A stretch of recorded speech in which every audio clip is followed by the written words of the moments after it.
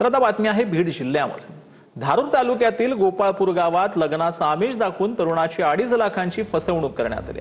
मायलेकींनी मिळून तरुणाला 2.5 लाख रुपयांचा गंडा घातल्याचा प्रकार समोर आला आहे। नोव्हेंबर 2023 मध्ये पीडित तरुणाचा साखरपुडाही झालेला होता।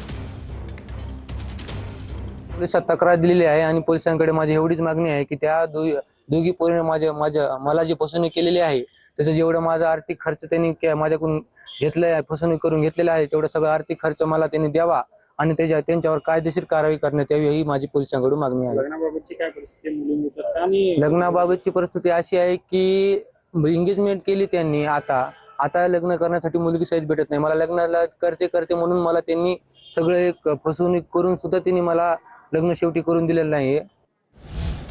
बीडच्या हारगडवाडी जिल्हा परिषद शाळेसमोर घाणीचं साम्राज्य पाहायला मिळालं। शाळेसमोरील घाणीमुळे विद्यार्थ्यांचं आरोग्य धोक्यात आलं। शाळेच्या परिसरातच गुरं बांधली जातात, तसंच शाळा 2 वेगळ्या खोल्यांमध्ये भरवली जाते। त्यामुळे शाळा एकाच ठिकाणी भरावी यासाठी पालकांनी आमरण उपोषण सुरू केले। वरिष्ठांच्या आदेशानुसारच शाळा वेगवेगळ्या ठिकाणी भरतात असं मुख्याध्यापकांनी म्हटलं। याचा आढावा घेतलाय आमच्या प्रतिनिधींनी।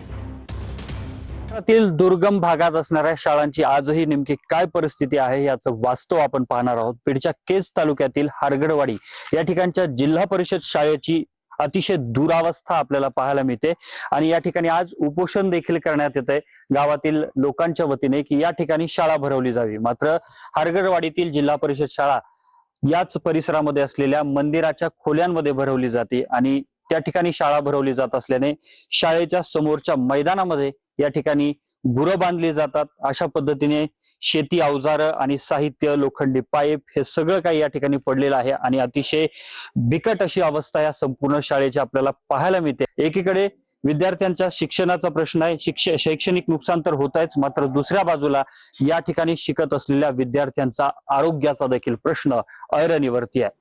Camera person Pramod Semi, Ashok Kalkute, TV9 Marathi, Kej, Beed. तर विरारच्या अर्नाळा समुद्रामध्ये 2 अल्पवयीन मुलं बुडाली आहेत। दोन्ही मुलं नालासोपारा पश्चिम सखर मोहल्ला येथील असल्याची माहिती समोर आली आहे। अर्नाळा पोलीस आणि लाईफ गार्डच्या मदतीनं मुलांचा शोध सुरू आहे। 2 मुलांना वाचवण्यात यश आलंय तर 2 मुलं बुडालेली आहेत। याचा आढावा घेतला आमच्या प्रतिनिधींनी।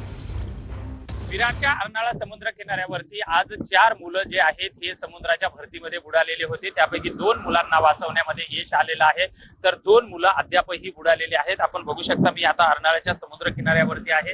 या ठिकाणी वसई विरार महानगरपालिकेच्या अग्निशमन दलाच्या ज्या गाड्या आहेत या दाखल झालेल्या आहेत। जवळपास 2 ते 3 गाड्या ज्या आहेत हे या ठिकाणी दाखल झालेले आहेत। स्वतः अग्निशमन दलाचे प्रमुख अधिकारी जे आहेत हे सुद्धा या घटनास्थळावरती दाखल झालेले आहेत। शोध कार्यासाठी समुद्राचा लाटाचं प्रमाण मोठ्या प्रमाणात भरती असल्या कारणाने आणि लाटा खूप मोठ्या प्रमाणात, त्याच्यामुळे आता पाण्यात जाणं शक्य नाहीये।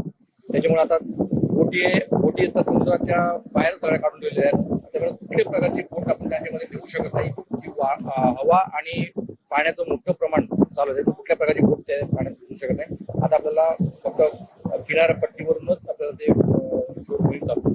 विजय गायकवाड, TV9 मराठी, विरार, अर्नाळा।